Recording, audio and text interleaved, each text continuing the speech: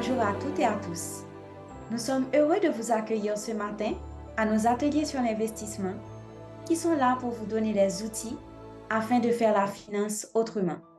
L'atelier du jour, intitulé Investir en Haïti en temps de crise, vous est présenté par Gaëlle Janot, directrice générale de NAOS, le gestionnaire d'actifs du groupe Profin. Nous allons tout d'abord passer la parole à Robert Paré Jr., directeur du groupe Profin, qui fera une brève introduction juste avant la présentation de Madame Janot. Le groupe Profin vous souhaite un bon atelier sur l'investissement. Bienvenue à tous. Bonjour, merci de nous consacrer une partie de votre matinée, un samedi très précieux. Je suis tout d'abord là pour vous souhaiter la bienvenue, donc pour vous remercier de votre intérêt à comprendre ce que sont les notions financières. Un atelier comme celui-ci est similaire à ce que nous avons initié il y a maintenant plusieurs années, quand le groupe Profin s'est engagé à faire la finance autrement. Et nous avons très tôt compris que faire la finance autrement prend beaucoup d'éducation, beaucoup de persuasion, beaucoup de transmission de notions, tellement le domaine financier est un domaine qui a été laissé euh, en pause, malgré les efforts de certains aînés comme Kessner Farrell, qui, à travers ses émissions, a démocratisé certaines notions économiques, certaines notions financières. Mais nous avons eu le sentiment qu'il y avait lieu de faire encore davantage. D'où la création de différents canaux pour favoriser l'éducation, l'inclusion financière, parmi lesquels, naturellement, notre chaîne d'information Profin TV, qui supporte aujourd'hui cet événement et permet, grâce à la technologie, de l'apporter à un nombre de participants de plus en plus grand. Et c'est l'une de nos très grandes satisfactions de noter l'engouement d'un public très large à comprendre les notions, à s'instruire, à renforcer éventuellement des connaissances déjà acquises.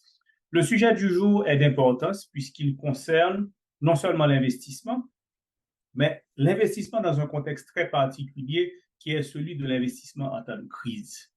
Et ce qui renforce une dimension de l'investissement qui ne disparaîtra jamais, qui est la notion de risque.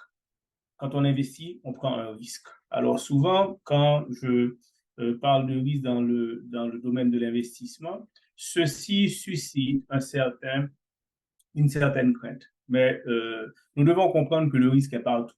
Le risque, il n'est pas seulement en Haïti, il est mondial. Il est dans nos vies personnelles, il est dans toutes les dimensions. Et le risque est en fait une dimension qui permet de saisir des opportunités. Et c'est peut-être l'aspect que j'espère que vous retiendrez au terme de cette présentation que Gaëlle Janot va nous faire, de retenir comment est-ce que nous pouvons utiliser les outils, les techniques, la modernité de la finance, la modernité des techniques pour continuer malgré tout à investir. Parce que la vérité, c'est que en investissant, évidemment, nous prenons des risques, mais nous prenons un risque potentiellement plus grand en ne faisant rien. L'inaction est un risque bien plus grand que celui de l'action. Ne serait-ce que parce que les ressources que nous laissons non investies ou mal investies perdent chaque jour de la valeur. Et c'est l'une des dimensions qui nous échappe souvent, mais qui est devenue une réalité beaucoup plus probante à travers le monde, quand par exemple les taux d'inflation ont culminé même dans les pays les plus avancés. Et des ressources conservées en dollars, dans le temps, nous nous disions, je mets mon argent en dollars et il est préservé puisqu'il n'y a que la goutte qui se déprécie, mais aujourd'hui, l'inflation, même dans les économies avancées, est très élevée. Donc, on ne peut pas prendre le risque de l'inaction. Nous sommes condamnés à agir pour pouvoir protéger les capitaux que nous avons travaillé, à créer, et nous devons par contre trouver les mécanismes, les moyens de mobiliser ces ressources, de les investir avec sérénité et en saisissant aussi les opportunités. Et c'est un choix judicieux que Profin TV, le groupe Profin, ait choisi que Gaëlle Janot soit celle qui anime ce deuxième atelier, deuxième d'une longue série. D'autres thèmes seront abordés.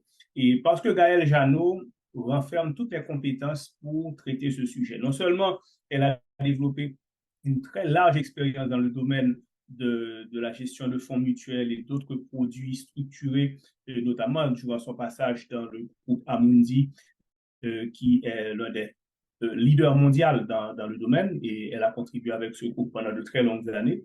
Mais elle a aussi eu l'opportunité d'être sur le terrain en Haïti, de comprendre les réalités du terrain et a su nous aider au niveau du groupe Profil à travers la société Naos à structurer, à adapter des techniques modernes pour apporter la finance autrement, pour apporter la finance simplement au grand public. Et nous sommes fiers de pouvoir compter Gaël Jeannot parmi les membres de notre groupe et surtout comme le premier leader de Naos, société qui se donne cette mission d'agir comme fiduciaire pour agréger des ressources et les placer pour le compte du grand nombre et un public que nous souhaitons voir de plus en plus large, de sorte à ce que la finance autrement touche des couches de plus en plus concernées par leur avenir financier. Donc, sans plus tarder, je vais passer la parole à Gaël Jeannot en vous souhaitant une bonne écoute et une bonne instruction à travers les enseignements qu'elle va vous prodiguer.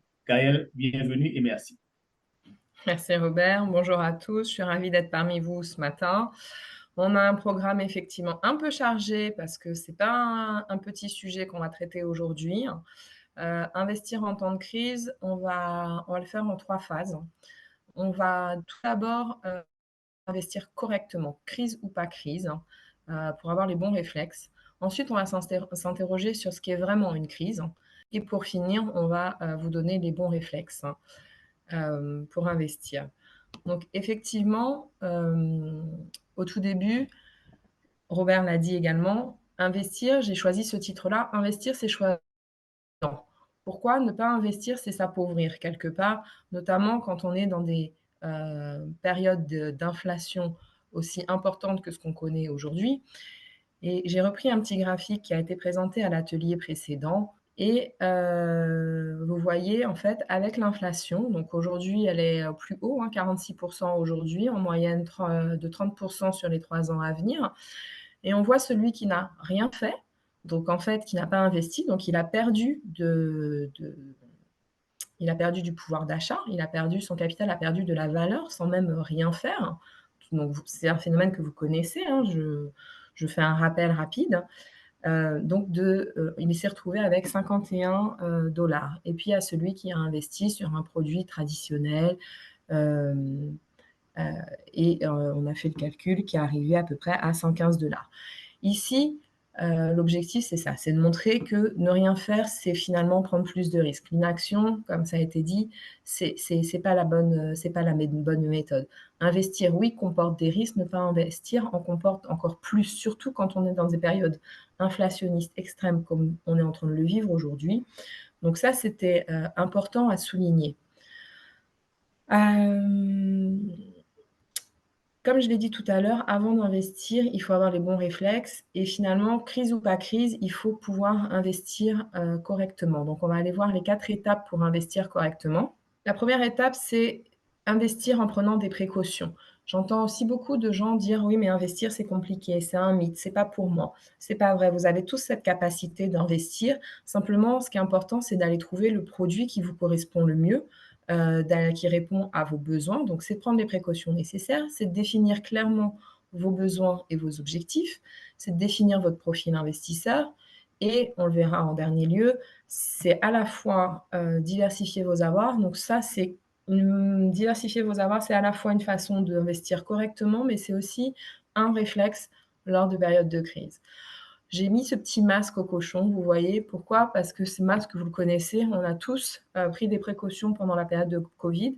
Et bien, il faut avoir les mêmes réflexes. Finalement, on va prendre nos précautions au moment d'investir. Il y a eu plein de fraudes ces dernières années où les gens ont perdu toutes les économies d'une vie. Donc, c'est important, quand on va choisir d'investir, de sélectionner correctement son institution, l'institution financière avec laquelle on souhaite traiter, d'être bien informé sur le type de produit auquel on va souscrire. Donc, par exemple, en Haïti, c'est facile, il y a une institution financière, chaque institution financière, elle est soumise au niveau du régulateur. Le régulateur, c'est la Banque de la République haïtienne. Et donc, ici, elle va vérifier que chaque institution a bien un agrément spécifique qui lui permet d'exercer son activité. Profin, par exemple, est soumis à la loi bancaire de mai 2012 et à l'agrément de la BRH pour vendre des produits de placement. C'est important. Ainsi, les inspecteurs de la BRH viennent régulièrement, contrôlent les méthodes, contrôlent les bonnes pratiques qui sont mises en place et assurent une certaine conformité, valide la conformité des respects des circulaires, de sorte à s'assurer que telle ou telle institution fait correctement son métier. Donc ça, c'est le premier point, c'est important. En tant qu'investisseur, vous êtes tout à fait en droit de demander à avoir cet agrément avant d'investir dans une institution. Ensuite, il faut être bien informé du produit que vous allez souscrire. Être bien informé, c'est regarder la documentation qui va vous être fournie. Quand on va émettre un titre financier, que ce soit une action, une obligation, on va vous remettre un prospectus. C'est obligatoire. Vous devez, et vous pouvez, et vous devriez le demander. C'est un document qui n'est pas très drôle à lire, mais pour lequel, là encore, si vous allez être correctement accompagné, vous devriez avoir votre interlocuteur en face de vous qui vous dépeint les grandes lignes de ce document qui est un petit peu difficile et qui va prendre le temps de vous expliquer très clairement dans quoi vous investissez. C'est le rôle de votre conseiller financier d'être là pour vous et de démystifier quelque part ces investissements. Quand vous allez investir dans un fonds de placement, là, c'est pareil, il y a une obligation de vous remettre un prospectus, un règlement avec les informations, on va dire, clés pour vous, investisseurs. Un dernier point sur les précautions à prendre, méfiez-vous aussi du pactole assuré.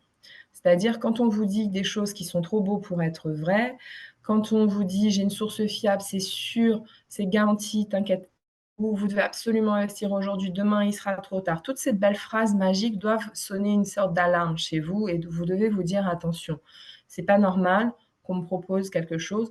De la même façon, si vous allez voir, une institution financière qui propose le même produit à tout le monde à longueur de journée, c'est pareil, c'est pas personnalisé pour vous. Donc vous devez vous poser la question: «Est-ce que c'est vraiment ce dont moi, ma situation personnelle, j'ai besoin?» Donc je vous invite à rester, sur vos gardes. Je mets aussi à votre attention le fait que, la BRH remet un visa pour s'assurer de la conformité des documents qui sont émis lors d'une émission de titre, donc d'une action, d'une obligation, pour vérifier qu'on a donné les éléments, l'ensemble des éléments et qu'on a communiqué de manière transparente sur, le placement qui est proposé. En revanche, la BRH ne remet pas de recommandations sur la qualité du placement. Ça, c'est à vous, investisseurs, avec votre interlocuteur financier, de décider s'il vous convient ou s'il ne vous convient pas.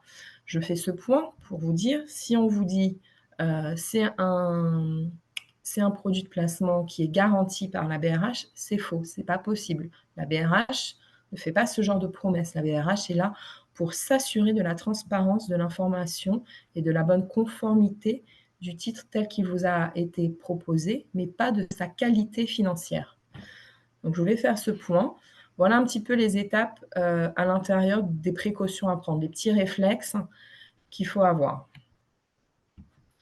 Ensuite, je l'ai déjà un petit peu introduit, c'est de se poser la question de ses besoins. On n'a pas tous les mêmes objectifs, on n'a pas tous le même âge, on n'a pas tous les mêmes situations personnelles, on n'a pas tous les mêmes ambitions. Et donc là encore, c'est important de savoir exprimer correctement, son projet pour être bien conseillé. Et là, vous pouvez me dire: «Bah oui, mais bon, moi, c'est pas si clair que ça dans ma tête. Investir, c'est déjà compliqué. Maintenant, définir mon projet, je sais pas vraiment si je veux partir en voyage, si je quitte le pays, si j'investis, pour ma maison» et cetera. Ça, c'est important aussi. Votre conseiller financier, il est là pour ça, pour, écouter l'ensemble, je dirais, de vos réflexions. Vous n'êtes pas obligé d'arriver avec une réponse toute faite. C'est lui qui doit faire des déductions et en fonction, vous conduire progressivement à, trouver la bonne solution pour vous en termes d'investissement. Ce que je disais tout à l'heure, hein, si vous avez un commercial en face de vous qui vous propose toujours le même produit à chaque fois que vous appelez ou que vos situations changent, c'est pas une preuve de qualité, c'est pas un gage de qualité de l'institution, tout simplement. Définissez votre profil d'investisseur. Alors, j'espère que la petite photo vous fait sourire. On n'a pas tous la même, la même ardeur à prendre des risques. Chacun a sa tolérance au risque et ça, c'est propre à chacun. Pour ça, en général, on invite les gens à remplir un petit profil d'investisseur et c'est important. C'est pas pour voilà, c'est pas pour passer le temps, c'est pas pour s'occuper, c'est vraiment parce que c'est important de définir avec vous quel est votre profil investisseur. Est-ce que vous êtes plutôt prudent? Est-ce que vous êtes plutôt audacieux? Quel est votre comportement face aux fluctuations du marché? Tout à l'heure, on a dit quoi? On a dit investir, c'est être prudent. OK, on a dit ne pas investir, c'est prendre des risques finalement. Mais on a dit aussi qu'investir, quelque part, c'est une forme de risque. Mais c'est là où on doit connaître votre tolérance au risque pour décider si finalement ça vaut le coup, si finalement vous allez bien le vivre et, et quelle est votre attitude face aux fluctuations du marché. Chaque personne va avoir une réaction différente face aux pertes ou aux fluctuations et c'est à vous de déterminer la baisse potentielle que vous êtes prêt à accepter. Là encore, c'est important. L'objectif, c'est d'investir pour ne pas perdre son pouvoir d'achat. C'est investir pour s'enrichir. Hein, on est bien d'accord là-dessus. Et c'est investir, ça ne veut pas dire faire une crise cardiaque à chaque fois qu'il y a une légère baisse sur les marchés. Dans ces cas-là, on va chercher à aller sur des produits à rendement fixe dans lesquels vous allez être serein face à votre investissement. Donc, il y en a pour tous les goûts. Là encore, vous devez vous poser les bonnes questions, aider votre conseiller et définir réellement quel est le produit qui est adapté pour vous. La dernière étape avant d'investir, et on va y revenir, c'est diversifier vos avoirs. On a défini vous avez défini avec quelle institution financière vous vouliez travailler. Vous avez défini vos besoins. Vous avez défini votre capacité à prendre du risque. Maintenant, on va choisir le produit. Suite à ça, normalement, vous ne devriez plus avoir une pléiade de produits qui va être face à vous. En réalité, vous devriez en avoir plus que 2 ou 3. Là encore, vous discutez avec votre conseiller et vous vous assurez que sa recommandation correspond parfaitement à vos besoins. Vous n'hésitez pas à formuler vos inquiétudes ou vos questions éventuelles, sans quoi vous risquez de regretter et de procéder à des ventes qui ne seraient pas souhaitables. Il est important ce point-là.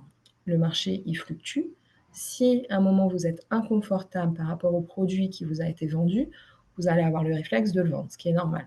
Le problème, c'est que le marché, lui, ne sera peut-être pas dans une situation optimale pour que vous puissiez réaliser votre vente. Donc cet inconfort, vous allez le garder, vous allez le conserver dans le temps. Et ça, c'est pas souhaitable, c'est pas ce qu'on cherche. Ce qu'on cherche, c'est à vous prouver les bénéfices de l'investissement, à vous montrer qu'il y a des bonnes méthodes de le faire, des professionnels pour le faire, avec qui vous pouvez travailler en pleine conscience en exprimant vos inquiétudes, vos envies, vos besoins, vos objectifs. Et là, vous avez toutes les billes en main pour investir correctement. Rapidement, avant de parler des investissements, on va faire un petit tour d'horizon sur les produits de placement qui sont offerts. Il y en a 4 à peu près, 4-5.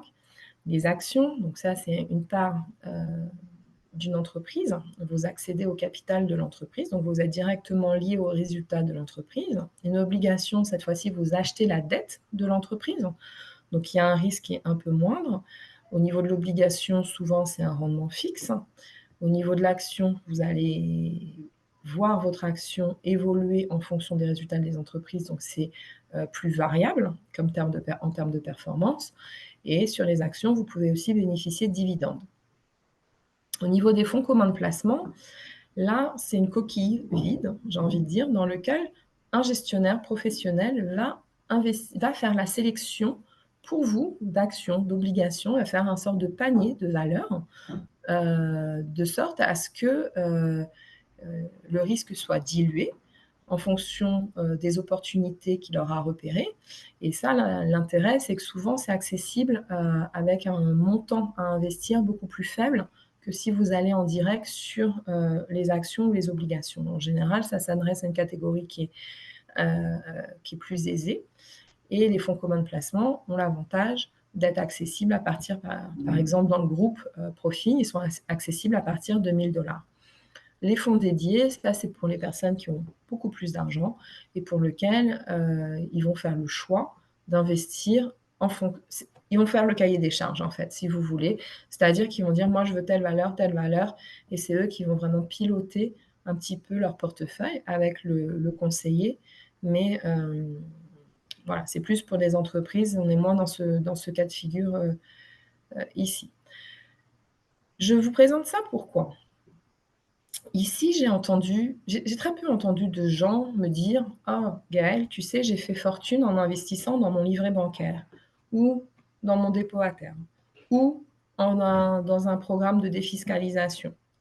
Par contre, des gens qui me disent: «J'ai investi dans l'immobilier, j'ai fait fortune. J'ai investi, heu, dans les bitcoins, j'ai doublé mon capital. J'ai investi dans un portefeuille d'actions, j'ai gagné 300 en 5 ans».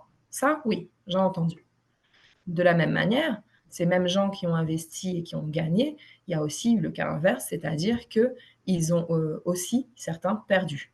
Donc c'est pas toujours le gain assuré, on est bien d'accord là-dessus, mais c'est la raison pour laquelle on est ici, c'est d'essayer de trouver maintenant les bons réflexes pour investir intelligemment et être du bon côté, de la barrière et investir pour, s'enrichir. Donc maintenant, je voulais faire un point, hem, sur ce qu'il faut faire et ce qu'il ne faut pas faire au niveau des crises, de la crise. Cette année, on est à des marchés boursiers qui sont marqués par une forte volatilité. Ça veut dire quoi? Ça veut dire qu'il y a eu des pics à la hausse des performances et des pics à la baisse.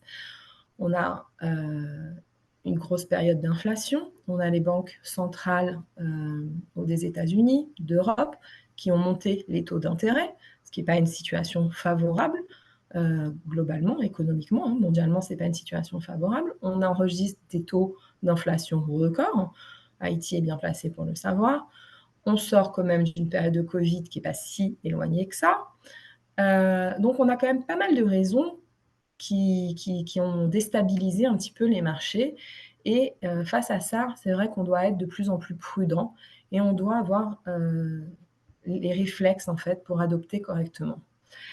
Mais le point que je voulais faire, il est aussi de dire: «Il faut relativiser» et là, j'insiste vraiment et je vais prendre le temps. Quand vous avez un problème, quand vous avez une crise, quand vous avez n'importe quoi, ça vous semble énorme tout de suite. Pourquoi? Parce que vous êtes dedans. Quand on était dans le Covid, ça semblait, et ça l'était, exceptionnel et cetera et comment on allait s'en sortir. Finalement, après déjà 2 ans de recul, ça nous paraît beaucoup moins important, beaucoup plus mineur, voilà, on a relativisé en fait l'importance du problème et dans 5 ans et dans 10 ans, ça sera la même chose. Donc ce qu'on vit aujourd'hui, il faut toujours essayer de relativiser ça par rapport au temps, à la ligne de temps et par rapport à ce qui s'est déjà produit en fait, au niveau des marchés auparavant, des autres situations de crise. Je vais pas vous faire, je vais pas vous faire la liste de toutes les crises qui ont été, de toutes les crises économiques qui ont eu lieu entre le 20e et le 21e siècle. Je l'ai mis là, il y a la crise de 29, la Grande Dépression, la crise de 87, on a la chute de Lehman Brothers en 2008 et cetera. L'objectif ici, pour moi, était de vous montrer que toutes ces crises, elles ont été qualifiées de crise. C'est-à-dire que quand on est dans la crise, on n'est pas toujours sûr d'être dans une crise. Une baisse, de la valeur de 5 de 10 est-ce que c'est réellement une crise? Ce qui a été identifié comme crise, aujourd'hui, les normes qui sont utilisées, c'est une baisse de plus de 20 sur une période de plus de 3 mois des titres. OK? Là, on va considérer qu'on est réellement, dans une crise. Ce qui est intéressant, malgré tout, pourquoi j'ai pris cette slide-là, c'est de prendre le recul nécessaire pour tirer les leçons de ces crises passées. C'est-à-dire que ces crises, elles nous ont aussi appris des choses. Quand il y a eu la crise de 29, je fais simple, éclatement d'une bulle spéculative, grosse inflation, les États ont tous essayé de travailler chacun de leur côté pour essayer de sortir de ça en ayant une politique très rigide, très dure, donc avec une remontée des taux importante, etc. Ce qui a conduit en fait à cette crise mondiale qui s'est étendue partout. En 2008, même type de crise, avec l'éclatement de la bulle, cette fois-ci des subprimes. La différence, c'est qu'on a retenu les leçons du passé. Je ne rentre pas dans le détail des crises, on pourra en reparler, mais ce que je veux mettre l'accent, l'emphase sur qu'est-ce qu'on a retenu comme leçon. On a retenu que faire du protectionnisme, c'est-à-dire chacun utilise sa politique pour essayer de s'en sortir de la crise, ça ne fonctionne pas. Donc, tous les États se sont coordonnés, ont mis en place des politiques communes pour sortir de cette crise ensemble. Premier bon point. Deuxième bon point, plutôt que mettre en place une politique au niveau des taux qui a été très rigide, très stricte, on a fait le contraire. On a injecté des liquidités pour permettre aux entreprises de sortir, de réinvestir et donc de régénérer de la croissance et donc de ressortir plus vite de la crise. Donc finalement, la crise a duré beaucoup moins longtemps, a eu beaucoup moins d'impact négatif et ça, c'est vrai. On peut prendre plusieurs exemples dans le passé. Là, je vous en cite un, mais c'est vrai. On a ce sentiment que chaque crise, on n'est pas à l'abri des crises, mais que chaque crise, malgré tout, est gérée de plus en plus rapidement et absorbée en fait de plus en plus rapidement sur le marché. Bon, je vous invite à regarder le graphique qui suit. Et là, en fait, vous avez les phases. Donc, c'est grosso modo depuis 100 ans. Les marchés haussiers et baissiers aux États-Unis depuis un peu moins de 100 ans, on est depuis 1950. Ce que vous voyez en bleu, et vous ne voyez que du bleu en réalité, ce sont toutes les périodes de hausse des marchés. Ce que vous voyez en gris en bas, qui est en négatif, donc qui est vers le bas, sont des crises. Et en fait, vous voyez que oui, quand on est dans la crise, ça paraît catastrophique parce qu'on se dit, mais je suis en train de perdre de l'argent. Mais si je ne fais rien, si je relativise, si je suis patient, et là, je commence à vous donner déjà des premiers réflexes pour investir en temps de crise, je vais subir la hausse qui va suivre derrière. Donc, je n'ai pas de problème avec ça. Et donc, c'est important d'avoir en tête ce schéma-là, puisque on le voit en fait sur le long terme. Et c'est pourquoi on dit toujours que la classe d'actifs, des actifs risqués, c'est-à-dire les actions, est la classe d'actifs qui permet le meilleur retour sur investissement. Puisque finalement, même quand il y a des baisses, il faut savoir accepter 1 an, 2 ans, 3 ans de baisse ou de non-hausse, en fait, d'une valeur qui stabilise, tout simplement, pour pouvoir apprécier par la suite une hausse. Vous allez me dire, oui, mais en Haïti, c'est pas pareil, on est en crise, il y a cet imbroglio politique qui est paralysant, on a l'insécurité, on est en croissance négative depuis des années, on a cette pression inflationniste avec laquelle on n'arrive pas à s'en sortir. Donc, c'est plus que la crise, en fait, en Haïti, c'est pas possible. Alors, oui et non. Si je prends, encore une fois, dans l'objectif de relativiser, je vais aller prendre l'Ukraine. L'Ukraine, c'est une guerre. En Haïti, quelque part, c'est une forme de guerre silencieuse que vous vivez. Cette insécurité, je donne un chiffre pour permettre de relativiser, de voir que je parle de la même chose, c'est 700 000 enfants ukrainiens qui ont été kidnappés. La croissance, elle est évidemment négative et la pression inflationniste énorme. On a exactement les mêmes composantes. Est-ce qu'elles sont vécues de la même façon? Pas forcément. Est-ce qu'il y a la culture du pays qui rentre en ligne de compte, l'historique du pays qui rentre en ligne de compte? Évidemment. Mais là, on est en train de parler de choses sociales, politiques, de drames humains. Mais là, aujourd'hui, l'objectif de cet atelier, c'est de vérifier que finalement, on parle de finances. Donc, on va être un peu plus armé. On va se dire, OK, je dois me détacher de cette, de cette émotion pour essayer d'analyser correctement la situation. Et ce qu'on sait, c'est que chaque crise a son lot d'opportunités. La question qu'on nous pose aujourd'hui, on nous dit: «OK, j'investis, mais pourquoi j'investirais en Haïti?» Parce qu'aujourd'hui, le pays ne peut pas, m'assurer, de la sécurité, parce que finalement, on ne sait pas quand est-ce qu'on va s'en sortir. Mais est-ce que le marché en Haïti, il est complètement tombé? Non. Est-ce que le système financier continue à fonctionner? Oui. Est-ce que des entreprises financières en Haïti continuent à faire de l'argent et des profits? Oui. Donc pourquoi finalement ne pas venir investir? Chaque crise a une chose exceptionnelle qui est bénéfique, c'est-à-dire que ça va nettoyer. Donc c'est sûr qu'il y a des entreprises qui vont tomber. Et là encore, tout l'intérêt d'aller, travailler avec des professionnels pour s'assurer que avec lesquelles on va faire le choix de travailler, vont être solides. Et ça, c'est le travail des analystes financiers. Et hem et il ne faut pas oublier que, chaque entreprise a aussi son mécanisme de gestion de crise. Quand on entend souvent, on nous dit: «Mais oui, mais si le groupe Profin fait faillite?» OK. Mais j'entends rarement qu'on me dise: «Si une banque commerciale fait faillite». L'objectif, c'est pas de faire une comparaison ici, de vous dire: «Il y en a un qui est mieux que l'autre», c'est pas du tout l'objectif, ce sont plutôt 2 institutions qui sont complètement complémentaires.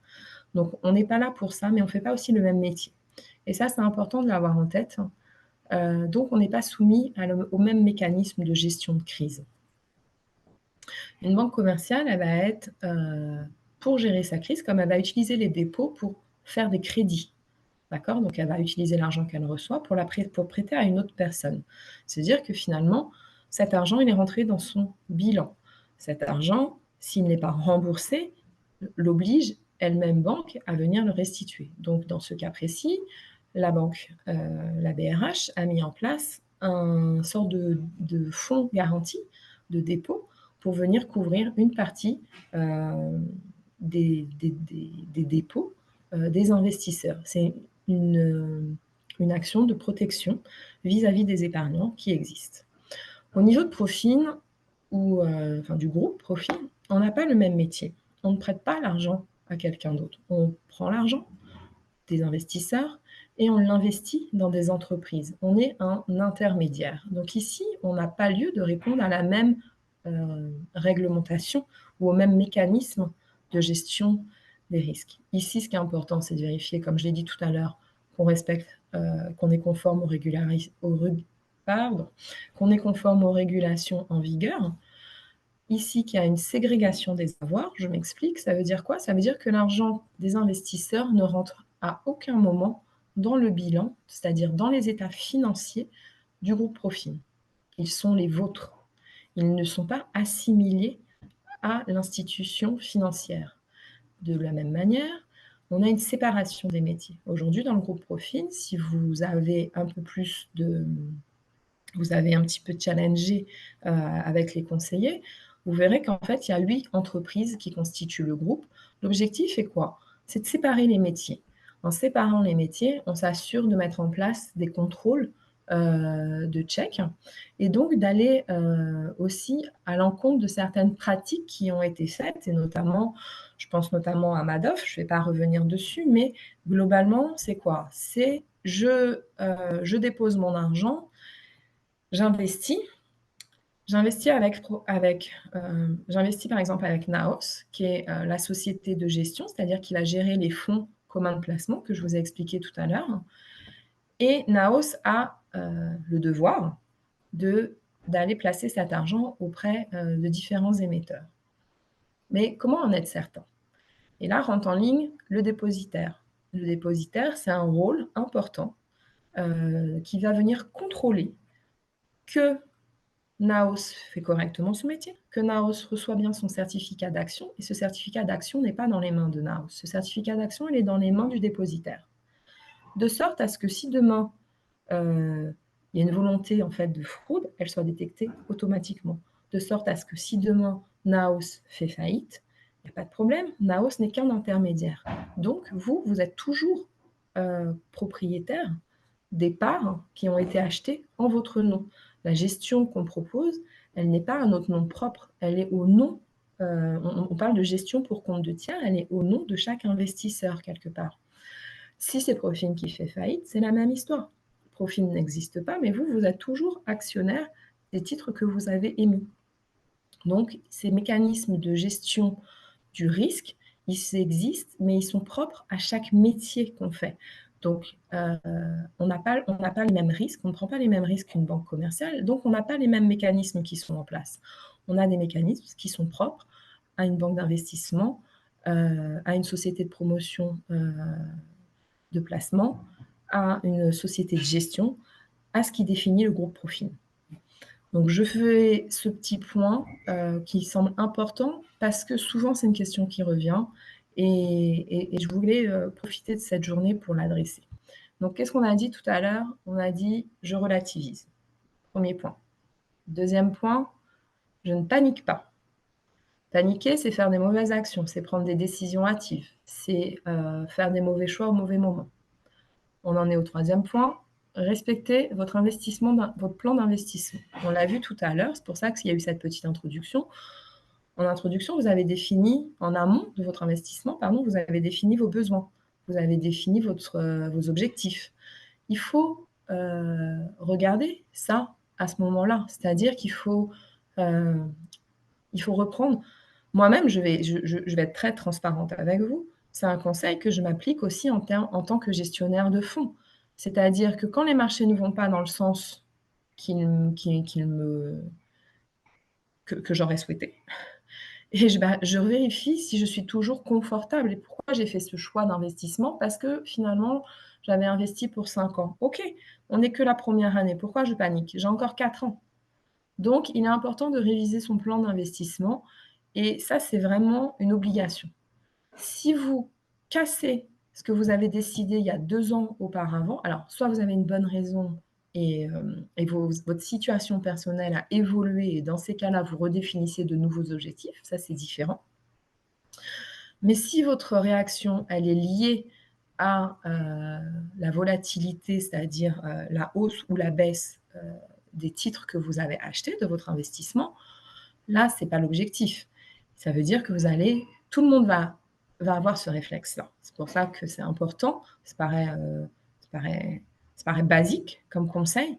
Mais pourquoi on a des hausses et des baisses? Parce que tout le monde achète au moment où en fait la valeur a commencé à monter. Donc tout le monde se dit super, c'est le jackpot, c'est génial, il faut que j'achète cette valeur-là moi aussi pour que ça monte.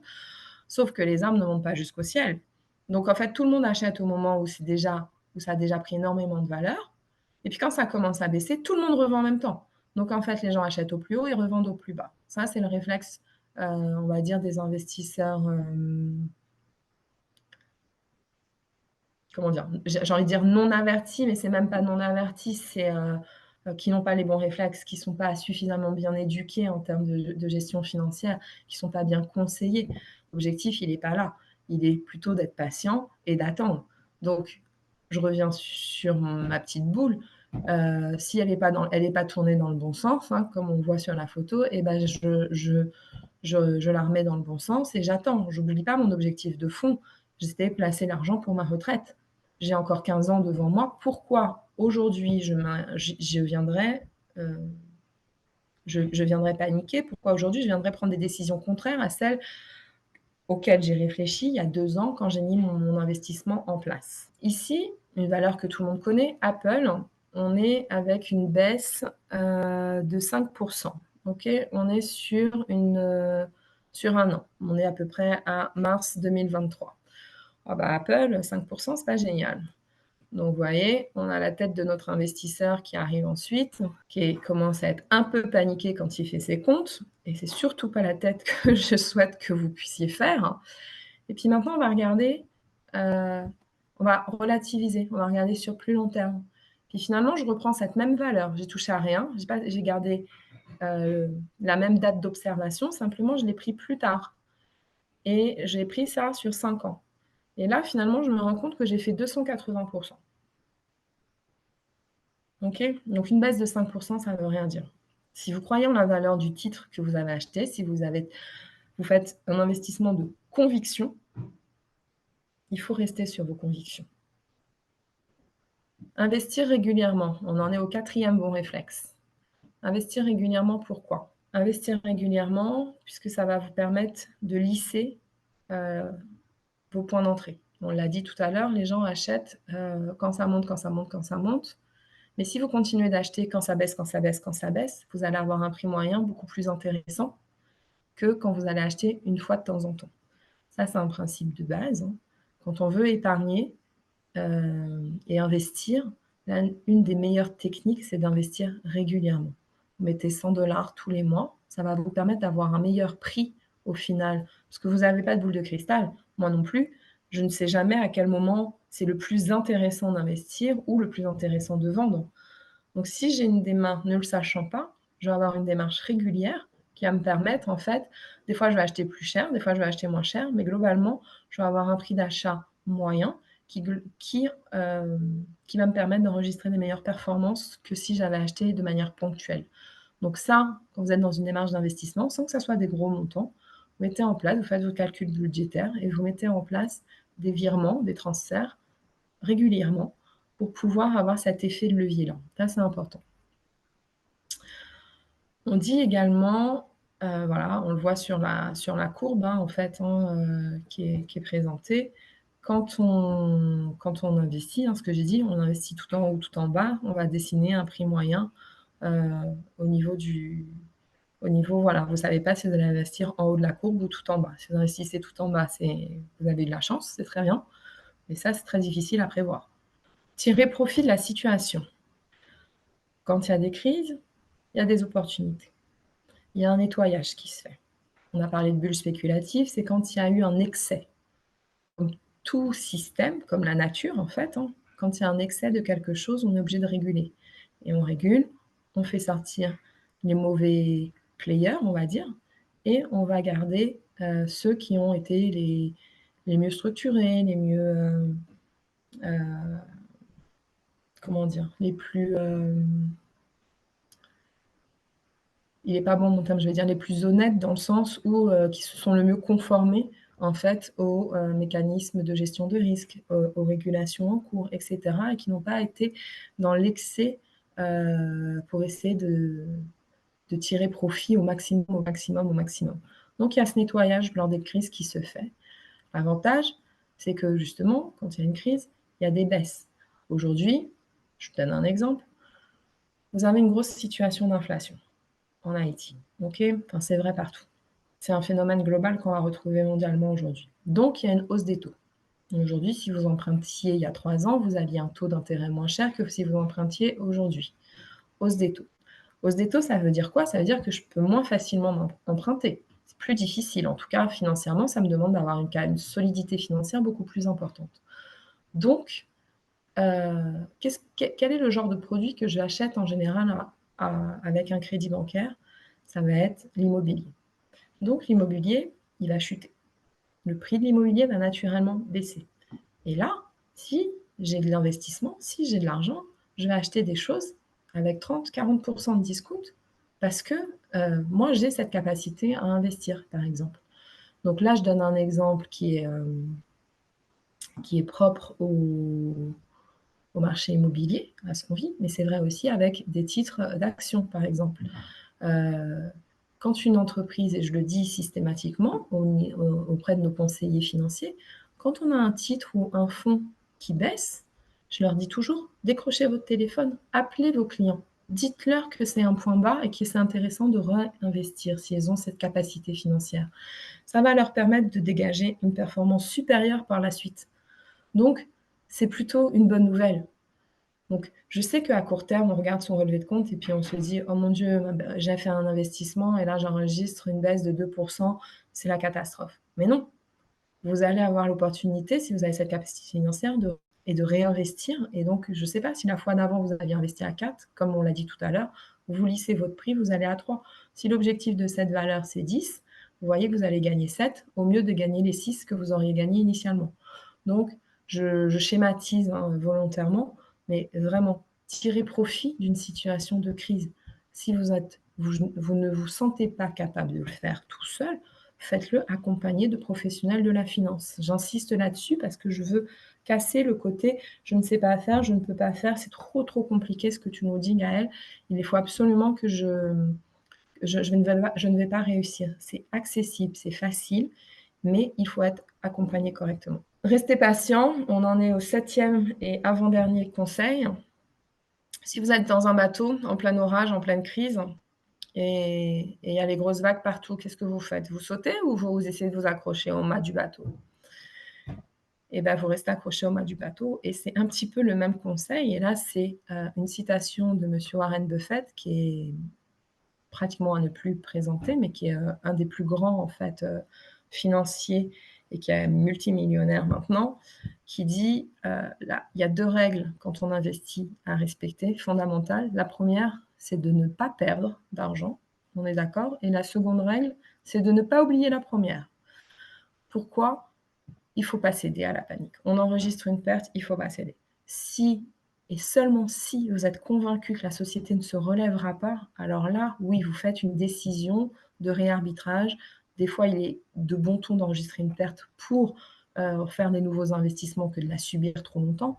Mais ça, c'est seulement quand vous avez fait vos devoirs correctement et que vous êtes convaincu que la société ne se remettra pas et fera faillite. Je donne d'autres exemples. Il y a des sociétés, je pense notamment à Volkswagen, qui a été très chahutée autour des années 2010-2012, de mémoire. Très chahutée pour une histoire d'émissions de carbone sur les moteurs. Et puis, tout le monde a vendu.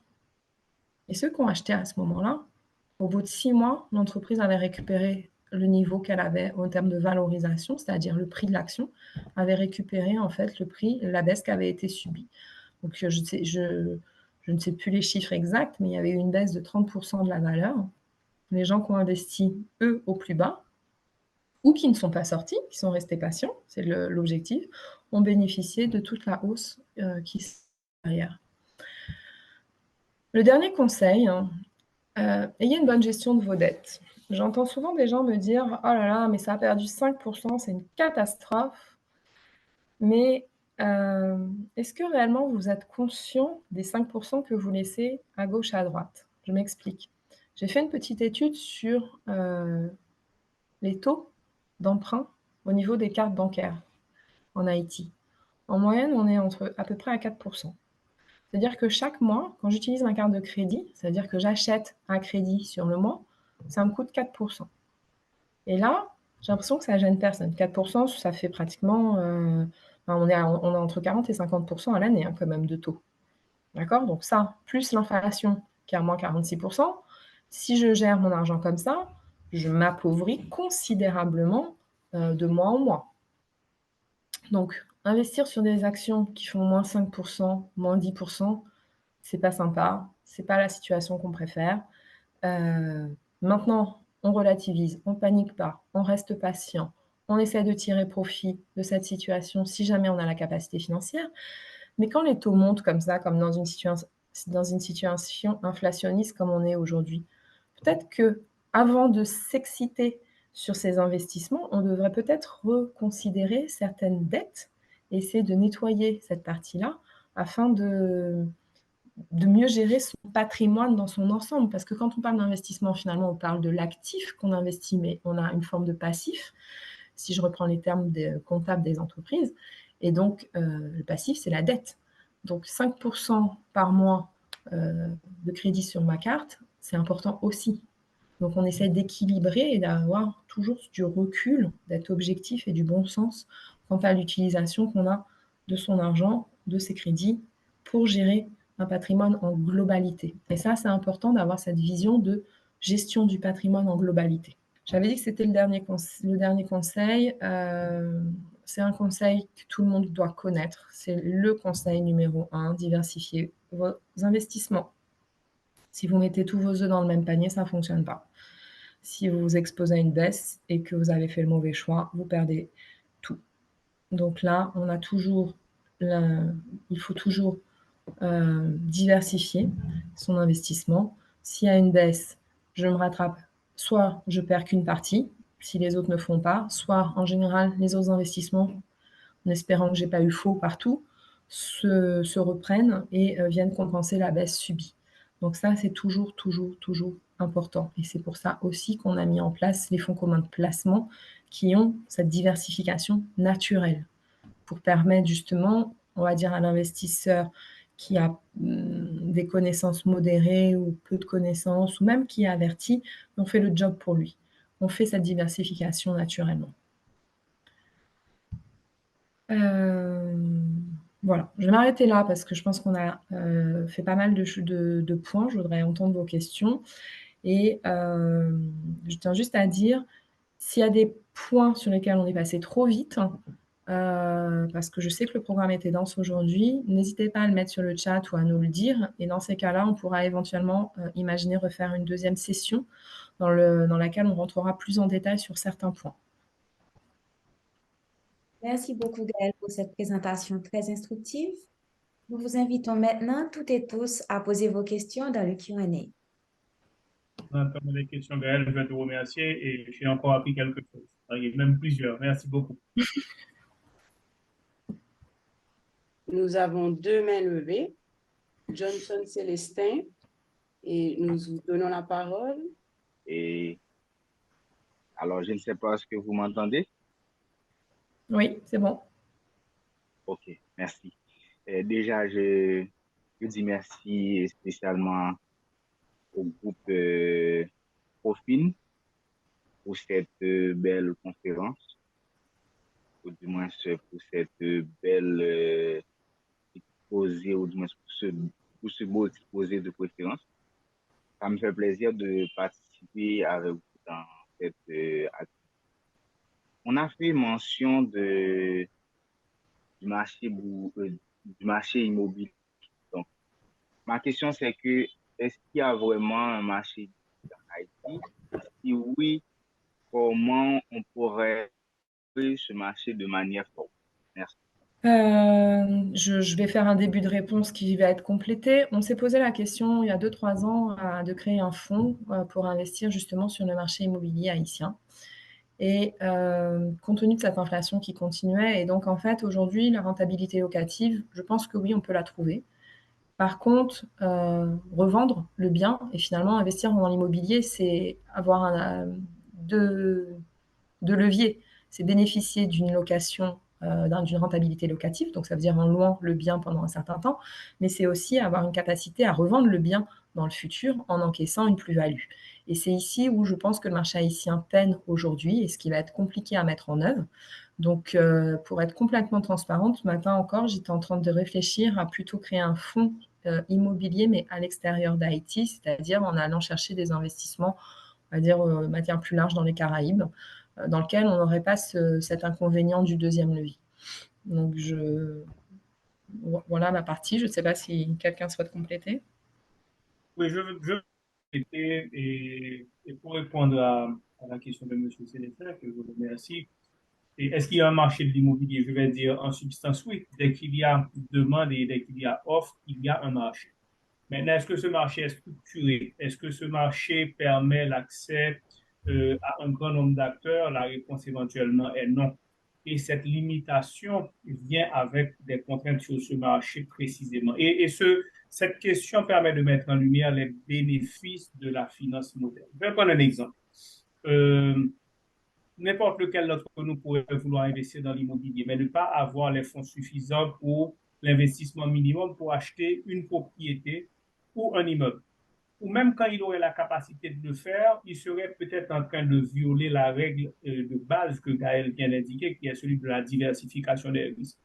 En d'autres termes, je pourrais avoir une somme importante et tout mobiliser sur une seule propriété dans un seul quartier qui se retrouve demain bidonvillisé ou attaqué par des gangs et euh, tout cet investissement se retrouverait miné. Tandis que si j'ai la capacité de diversifier mon investissement et d'avoir plusieurs portions d'investissement dans différents biens immobiliers en Haïti ou à l'étranger, à Port-au-Prince ou en province, automatiquement, je rentre dans une dynamique financière qui est différente. Et c'est justement ce que la finance moderne permet et c'est justement ce que une institution comme NAOS permet.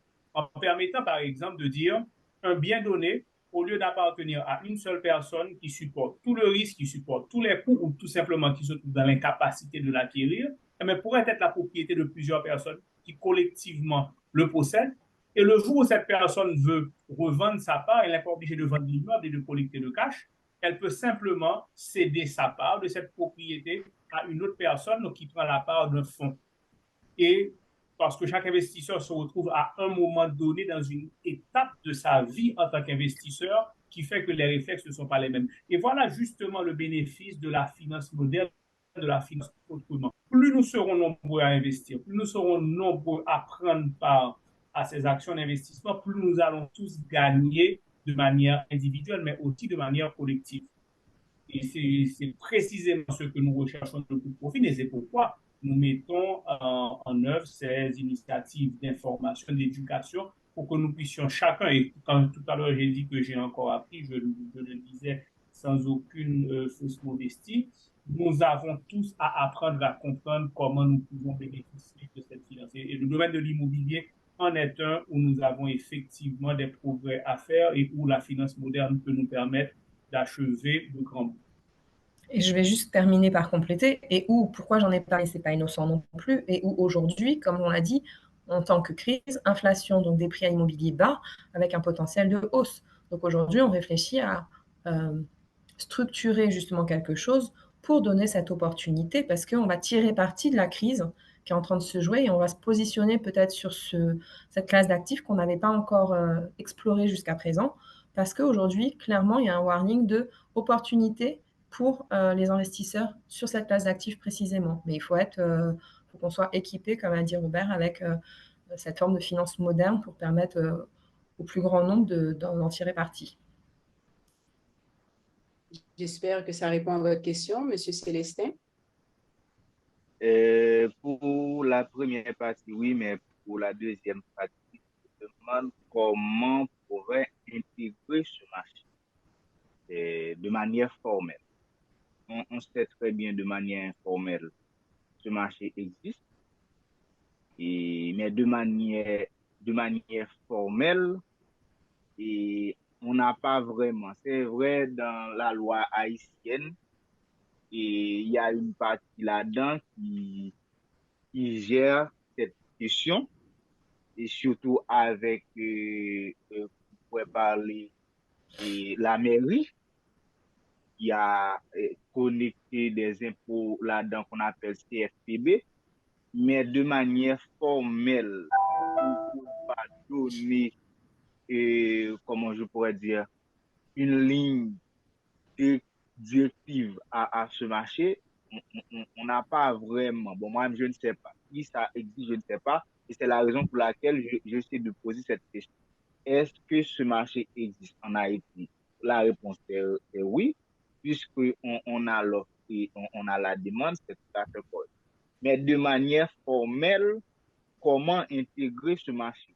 C'est-à-dire, s'il y a des investisseurs à l'étranger qui voulaient intégrer ce marché, comment on va essayer de procéder pour que ces investisseurs-là puissent intégrer ce marché? C'est ça exactement la question pour le deuxième volet. Merci.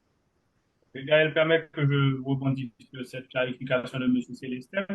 Naturellement, nous n'avons pas l'ambition de savoir ou de pouvoir tout faire. Nous avons l'ambition de pouvoir mettre à la disposition de la communauté des outils financiers afin qu'ils soient utilisés là où c'est utile ou là où ça permet de créer une plus bonne efficience. En ce qui nous concerne, dans les produits que nous savons développer et gérer, nous voyons un potentiel de formalisation du marché de l'immobilier par la création précisément de fonds immobiliers qui permettent de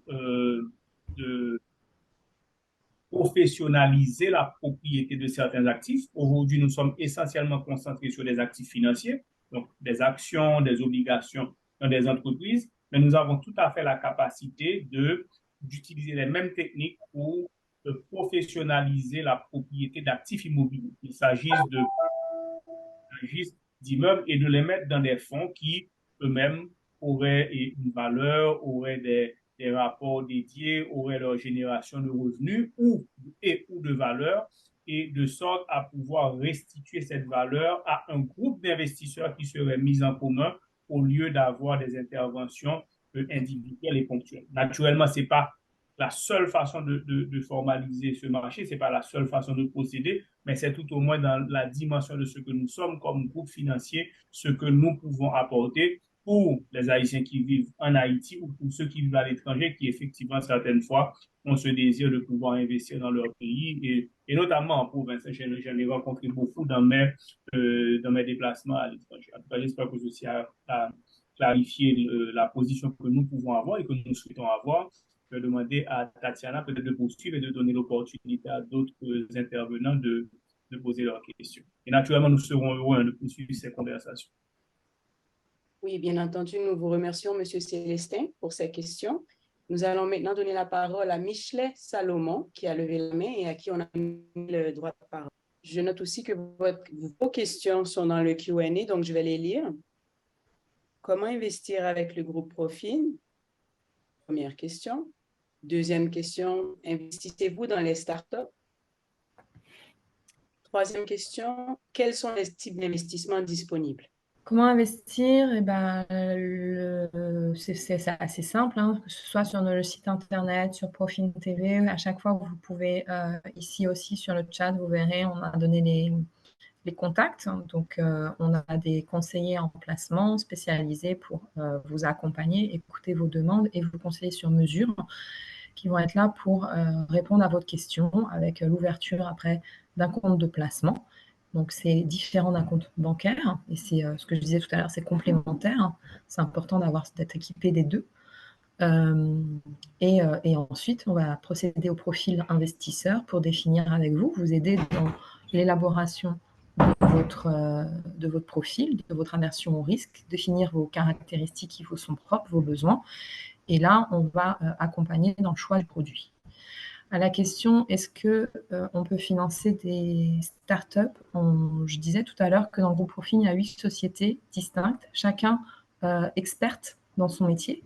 Et on a une société qui s'appelle Caribbean Venture Capital, dont l'objectif est celui-ci, c'est-à-dire de venir financer des petites entreprises, des micro-entreprises, de sorte à les aider à passer au stade de croissance au travers de prêts convertibles qui sont proposés en fonction, voilà, après il y a une étude qui est réalisée sur l'entreprise, sa capacité financière, son projet en fait, hein, pour analyser et s'assurer qu'on est confortable avec ces éléments-là avant d'investir. Et pour finir, quels sont les différents types de produits qu'on propose? Ce sont les produits que j'ai énoncés tout à l'heure, à savoir des actions. Donc en fait, on a des titres qu'on va dire qui vont être en direct avec les actions, les obligations. Donc là, en fonction de différents émetteurs qu'on a sélectionnés, avec lesquels on travaille, et avec lesquels on a aidé en fait la mise en place de l'émission de ces titres-là, c'est-à-dire qu'ils sont venus nous voir en disant « moi j'ai besoin de capital », plutôt qu'aller faire un prêt bancaire, ils se sont interrogés. C'est pour ça que je remets un tout petit peu l'accent sur ce que j'ai dit tout à l'heure. C'est toujours intéressant aussi de se poser la question de combien je paye en taux. Parce que pour notamment ces entreprises-là, aller souscrire à un crédit bancaire, moins intéressant que d'aller émettre de la dette sous forme d'obligation ou d'aller émettre des titres en capital au niveau des actions. Donc, Profin a cette expertise et aide les entreprises à faire ce qu'on appelle de la titrisation, c'est-à-dire qu'on va émettre des titres par rapport à l'entreprise. Ces mêmes titres, ils vont être distribués au niveau de notre clientèle en fonction, pareil, de leur aversion au risque, de leur demande, de leur objectif. Ça, c'est le premier volet des produits qu'on propose. Et le deuxième volet, on en a parlé, ce sont les fonds communs de placement. Et donc là, l'objectif, c'est que moi-même, je fasse la sélection des titres qu'il me semble pertinent d'avoir sur le marché, de sorte à proposer un rendement sur une période donnée. Donc en fait, la diversification, elle est faite, la gestion du change, elle est faite. C'est un produit simplifié. J'ai conscience qu'on n'est pas tous des financiers. Et c'est pourquoi c'est important pour nous de défendre deux notions. L'inclusion financière, c'est permettre l'accès à tous aux produits au marché financier, donc finalement au travers des fonds communs de placement à partir de 1 000 $. Et le deuxième point, c'est qu'on n'est pas tous, voilà, on n'est pas tous financiers, donc il faut donner des produits faciles et accessibles. Et facile, c'est l'objectif de NAO, c'est de simplifier en fait cette ingénierie financière. On la simplifie et on la à son maximum pour proposer des produits un peu dits clés en main. C'est-à-dire que vous avez simplement 3 éléments à dire, votre objectif, votre aversion au risque et votre horizon de placement. En fonction de ces 3 éléments, on a simplifié au maximum l'approche, de sorte à ce que vous puissiez quand même investir et trouver le produit qui correspond à vos besoins. Voilà un petit peu les produits qui sont proposés à l'intérieur du groupe Profin. Je ne sais pas si quelqu'un souhaite compléter ou si j'ai répondu à toutes les questions. Nous remercions M. Salomon pour ces questions. Nous avons une dernière main levée, après quoi nous passerons au Q&A. Bernard Taillefer, vous avez la parole. Oui, bonjour, j'habite Jacmel, j'ai été fondateur des mutuelles de solidarité et je participe activement aux travaux du Forum économique de la péninsule Sud.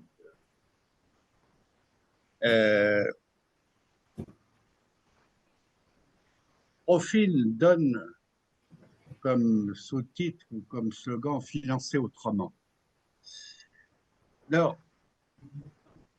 il y a une interrogation. L'économie réelle en Haïti est faite de petites entreprises qui n'ont pas de capital.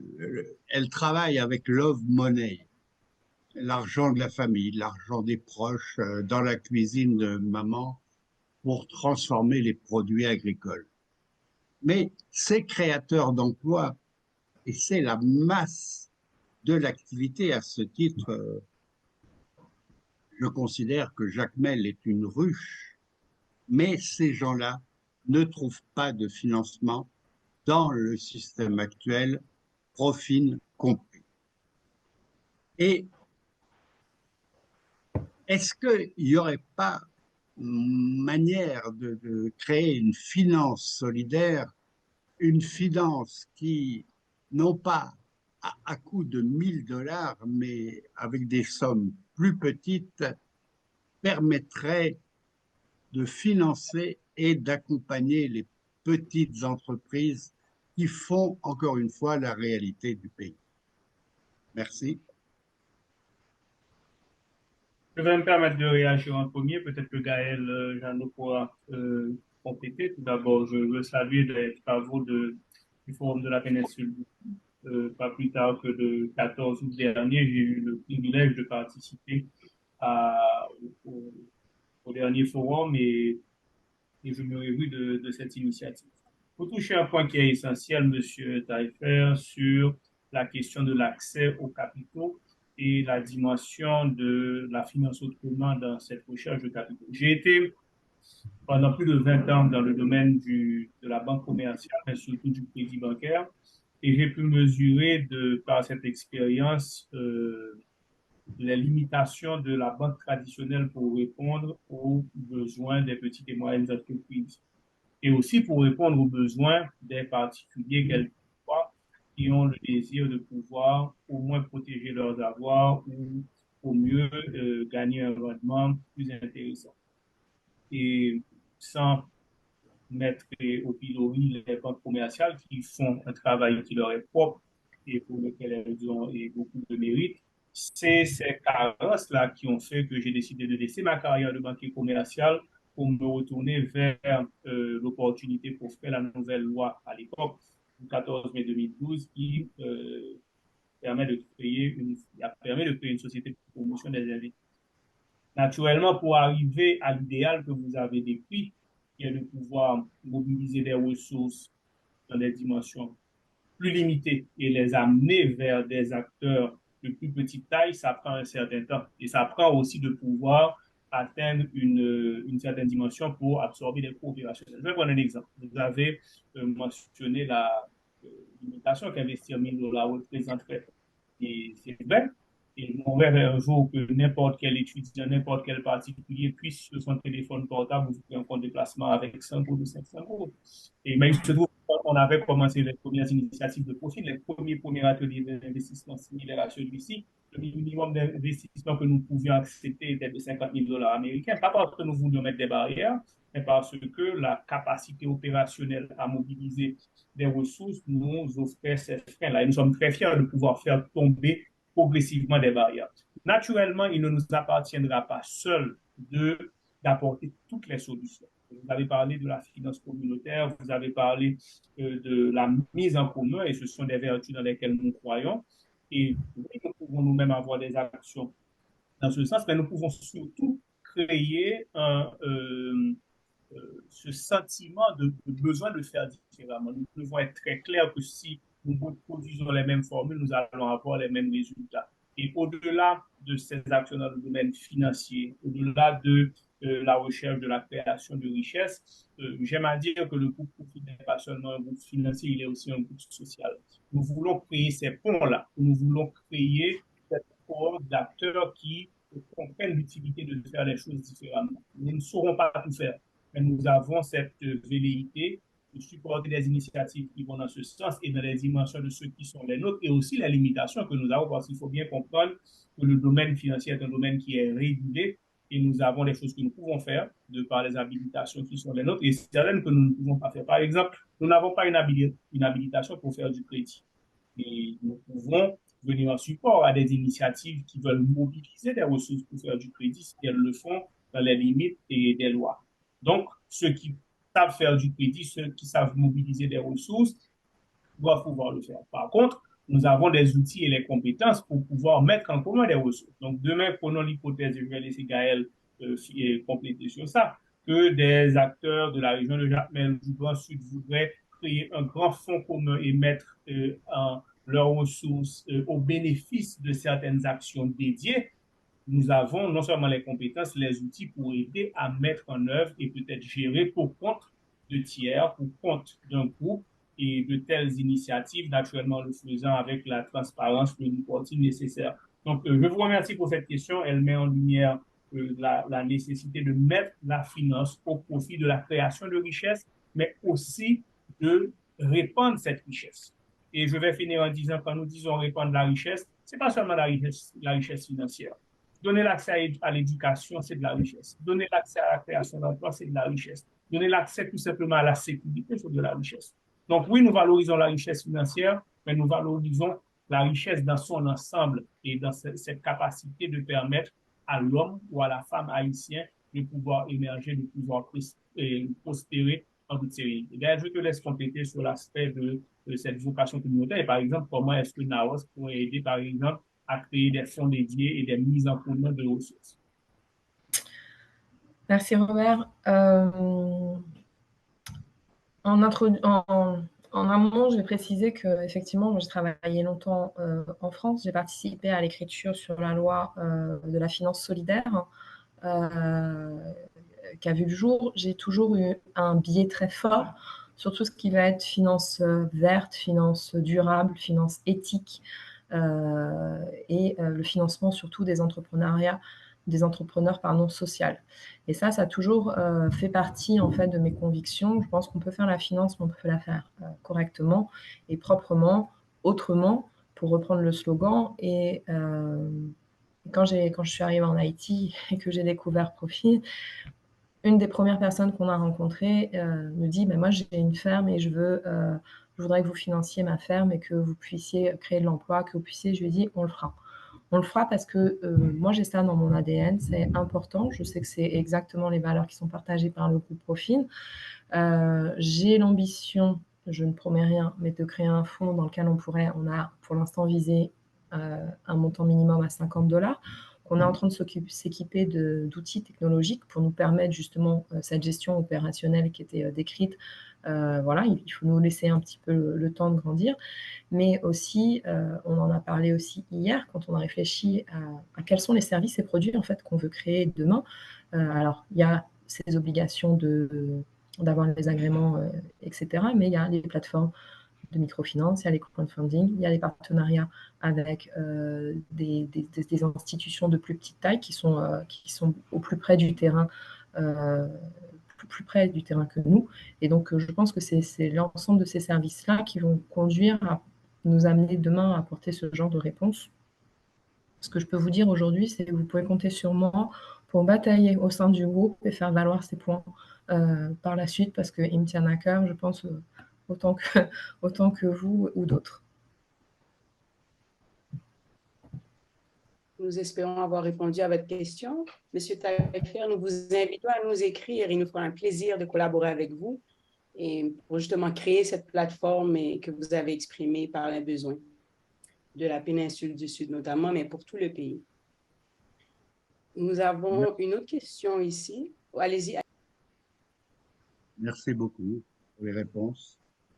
Et je peux vous assurer de la collaboration du comité finance de la péninsule Sud pour essayer d'inventer en étant au plus proche des petits opérateurs économiques qui sont notre cœur d'attention.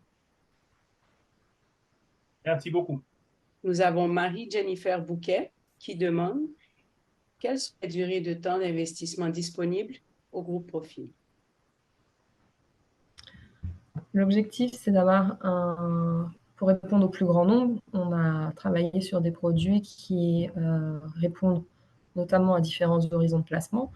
Donc, on a des produits à 1 semaine, 3 mois, 6 mois, 12 mois, 1 an, 3 ans, 5 ans, 6 ans, plus. Donc, on va rarement au-delà. Hein. On estime que quand une personne dit qu'elle investit à long terme, c'est au moins 5 ans. Après, voilà, ça veut 10 ans, 15 ans. S'il n'y a pas de produits qui sont fermés, on va la diriger vers un produit à 5 ans.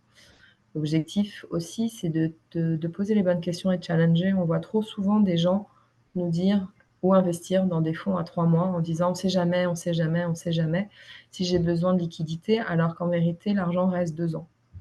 Et là, c'est dommage parce qu'ils passent à côté d'un taux de rentabilité qui aurait pu être plus important. Ils achètent cette liquidité et là encore, nécessité d'aller discuter avec son conseiller en placement financier pour faire la bonne allocation. C'est-à-dire dire, voilà, sur l'argent que j'ai besoin de placer, j'ai 20%, peut-être que j'en aurais besoin si j'ai un imprévu, et c'est un bon réflexe. On le met sur du 3 mois, et le reste, et ben, on va le placer, on va essayer d'aller capter un taux de rendement plus important, sans prendre plus de risques forcément. Donc ça, c'est une bonne question de se poser la question de l'ensemble des possibilités en termes d'horizon de placement, et vous pouvez faire votre petit marché avec les produits qui sont disponibles. Nous avons Woodler Émile qui demande si je suis aux États-Unis, comment je pourrais investir au groupe Profil?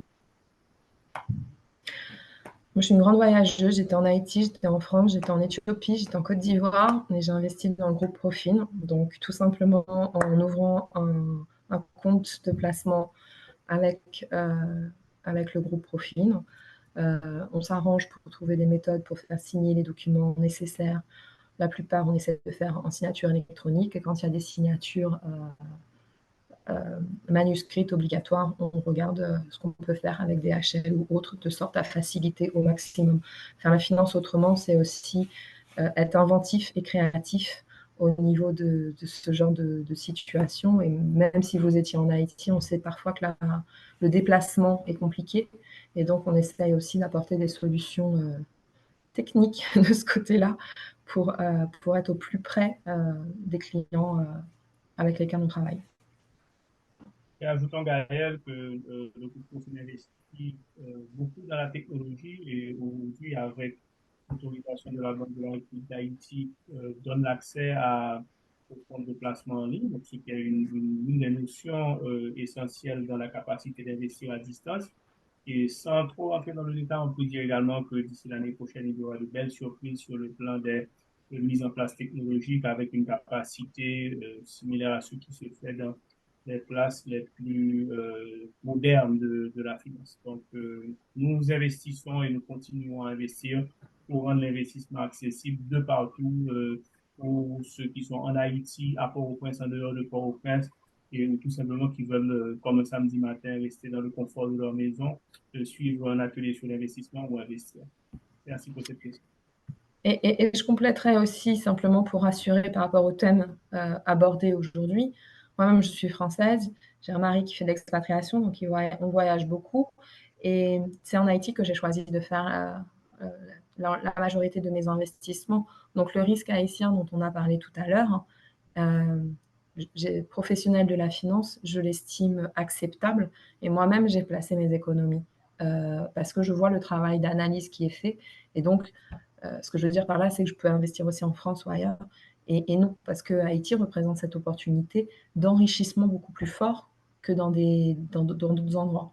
Donc le risque, il existe, mais je ne pense pas que le système financier demain en Haïti va s'effondrer. Nous avons Stéphane Jean qui demande, est-ce que l'investisseur saura dans quelle entreprise vous investissez son argent? Aura-t-il des rapports réguliers sur l'état de cette entreprise-là? Tout dépend dans quel type de produit il souhaite investir. S'il investit en direct, et donc il a un compte de placement ouvert avec des titres en direct, des actions, des obligations, effectivement, il recevra un rapport sur chaque émetteur dans lequel il aura investi. Si par contre il investit dans un fonds, c'est le gestionnaire qui va avoir la main sur le choix des investisseurs. En revanche, il y aura un rapport qui sera publié chaque mois par rapport au fonds et au mouvement. Donc, il verra les principales lignes dans lesquelles le fonds est investi, les nouveaux investissements éventuellement réalisés. Donc, ça dépend le niveau d'information. Par contre, dans l'état de compte, il verra simplement qu'il investit dans, je donne un fonds au hasard, Naos Sérénité. Et donc, il faudra qu'il ait le rapport de Naos Sérénité pour voir les titres à l'intérieur. Dans le cas des valeurs mobilières en direct, il le verra directement sur ses états de compte. Et en plus, il aura un rapport lié à chaque entreprise dans laquelle il investit en fonction des publications de ces dernières. Nous avons Charline Augustin qui nous demande, au vu des difficultés sociopolitiques du pays actuellement, quel est le meilleur secteur dans lequel un investissement puisse investir sans trop de risques? Je vais répondre, Gaël. Bien sûr. Je vais répondre aucun. Et pourquoi je réponds aucun? C'est qu'il ne faut jamais regarder l'opportunité d'un secteur en particulier. En répondant aucun, en fait, je suis en train de répondre, de répéter ce que Gaël disait. En fait, il faut diversifier. Donc, il n'y a pas un secteur idéal parce qu'on peut avoir le sentiment qu'un secteur présente plus d'attrait et sans regarder les risques. Laissez-moi vous raconter une anecdote. Nous avons investi naturellement sur différents marchés, en Haïti, en Jamaïque, notamment. Quand la crise du Covid est venue, nous avions de grandes craintes pour nos investissements en Haïti à cause des restrictions sur les circulations de biens et autres. Soyez surpris d'apprendre que pendant la période du Covid, c'est l'une des périodes où les investissements en Haïti ont le mieux prospéré, tandis que notre investissement en Jamaïque, qui est dans le domaine du transport lié au tourisme, dans le car rental, etc., eh bien, cet investissement avait appris de grandes secousses parce que simplement le Covid empêchait les voyageurs d'être sur place et d'utiliser les actifs. Donc, ce qui nous semblait intuitivement être le meilleur investissement de notre portefeuille, s'est révélé pendant cette période être un investissement avec très peu de rendement. Mais comme l'a dit Gaël également, cet investissement qui a souffert pendant la période du Covid a retrouvé un rebond parce que les éléments ont changé. Donc, nous n'avons pas une boule de cristal. Nous ne pouvons pas savoir quel est, quand je dis non, ceci vaut pour vous également. Donc, ne cherchez pas un secteur, ne cherchez pas une entreprise, ne cherchez pas un type d'investissement. Heureusement, aujourd'hui, vous avez avec le groupe Profin la capacité d'accéder à une diversité de types d'investissement, à une diversité de marchés, d'entreprises matures, d'entreprises jeunes avec un potentiel de dynamisme, avec des produits aussi relativement sûrs, qu'il s'agisse de types émis par la Banque centrale d'Haïti, qu'il s'agisse d'accéder à des types de la Réserve fédérale américaine. Donc, l'accès à la diversité aujourd'hui est possible. Donc, ma réponse, aucun, mais à la vérité, c'est tous. Donc, ça veut dire rechercher un investissement le plus large possible toutes les fois que c'est possible. D'ailleurs, tu peux compléter maintenant. Non, j'ai rien à dire. Quand tu as dit aucun, j'allais dire tous. Donc, notre réponse était similaire. Jean-Melis Merzier demande et nous remercie pour la présentation. Je suis un étudiant finissant. Vos conseils sont excellents, mais je constate que ces conseils ne permettent pas à la majorité des jeunes entrepreneurs, surtout les MPME, de se défaire de la situation qui règne actuellement en Haïti. Quels conseils pouvez-vous donner à ces gens? Je ne sais pas si nous avons des conseils pour sortir de la crise qui est en Haïti, parce que c'est une crise qui est systémique et pour laquelle nous avons le sentiment d'apporter notre contribution comme acteurs de manière générale. Mais par contre, sur le domaine des petites et moyennes entreprises, laissez-moi vous dire ce que nous sommes en train de faire. Gaël l'a mentionné un peu plus tôt. Nous avons une société du groupe qui s'appelle Caribbean Venture Capital, CVC. Et que fait cette entreprise? Nous avons l'ambition de voir un marché des capitaux se développer et être actif. Et nous sommes conscients que la grande majorité des entreprises établies qui sont déjà dans une phase de maturité et ont la capacité de rassurer des investisseurs sont pour la grande majorité des entreprises familiales ou qui simplement n'ont pas atteint la phase d'ouverture d'esprit de dire je suis prêt à ouvrir mon capital. Certains le font, comme Kimazu avec les stations, comme Carissa avec la production de saucisses, de produits carnés, comme Naos, comme Profine, comme CIC, comme Pharmatrix, qui bientôt va émettre des actions privilégiées à travers le groupe Profine. Certains le font. Mais notre conviction profonde, et c'est pour rebondir aussi sur le commentaire de M. Taillefer tout à l'heure, est que le futur de la finance et de la finance inclusive se trouve dans les petites et moyennes entreprises. Maintenant, pour bien investir, il faut que les entreprises soient solides. Il faut qu'elles répondent à un certain nombre de critères. Il faut qu'elles aient la capacité, 1, de la bonne gouvernance, 2, de la performance et aussi d'une bonne transparence. Ce n'est pas donné à toutes les entreprises tout de suite. CVC cherche à combler ce fossé entre l'entreprise émergente qui a le potentiel de grandir et l'entreprise mature qui peut aller accéder à des capitaux. En faisant quoi? En apportant tout de suite des ressources sous la forme de créances, de biens créanciers de l'entreprise, avec la promesse que cette créance sera convertie en capital permanent, donc en action de l'entreprise, une fois que le promoteur aura fait tout ce qu'il doit faire pour amener l'entreprise dans les objectifs qui auront été déterminés. Et ça, je crois que c'est une promesse énorme que chaque jeune entrepreneur doit pouvoir retenir pour se dire, pour la première fois en Haïti, j'ai un groupe qui dit, je suis prêt naturellement, moyennant qu'on réponde aux critères qui sont définis, un groupe qui me promet de devenir un actionnaire dans une entreprise qui a un potentiel d'émergence. Évidemment, le groupe Profine n'investit pas ou ne mobilise pas des ressources dans tous les secteurs d'activité.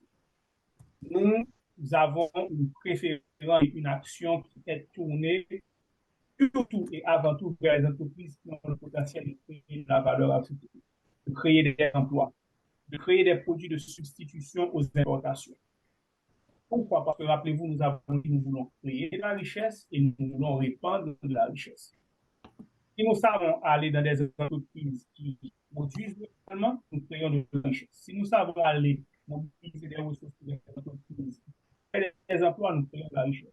Nous savons aller mobiliser des capitaux des entreprises qui permettent l'élargissement d'une certaine classe moyenne qui a la capacité de vivre et de travailler dans son pays et ne voit pas son futur ailleurs, nous créons de la richesse. Donc voilà la vision du groupe Profine. Donc c'est une façon de dire une petite ou moyenne entreprise qui se voit dans une activité essentiellement commerciale, de trading, acheter, vendre, importer, etc., peut-être que le groupe Profine n'apportera pas les solutions à cette entreprise-là. Ça ne veut pas dire que cette entreprise, cette initiative n'est pas la bonne, mais nous avons aussi des choix qui sont des choix manifestes que nous faisons, qui sont des choix, comme je le disais tout à l'heure, qui font de ce groupe pas seulement un groupe financier, mais un groupe à caractère très social, parce que les ressources qui seront investies dans cette entreprise, c'est produire les dollars, mais aussi les 100 gourdes ou les 500 gourdes que M. Taillefer, Gaël et moi avons l'ambition de voir mobiliser grâce à la finance moderne.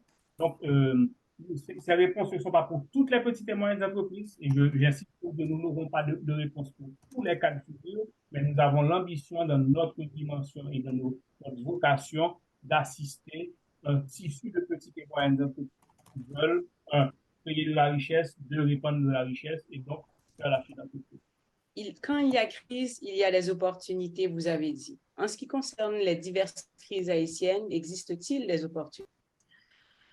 Oui, je pense, selon moi, je suis convaincue que oui. Notamment, je répondais à une question un petit peu similaire, aussi sur, quel est l'investissement le plus avantageux pour investir en temps de crise? La réponse est effectivement tout dépend de votre relation au risque, hein. C'est pour moi le point numéro un.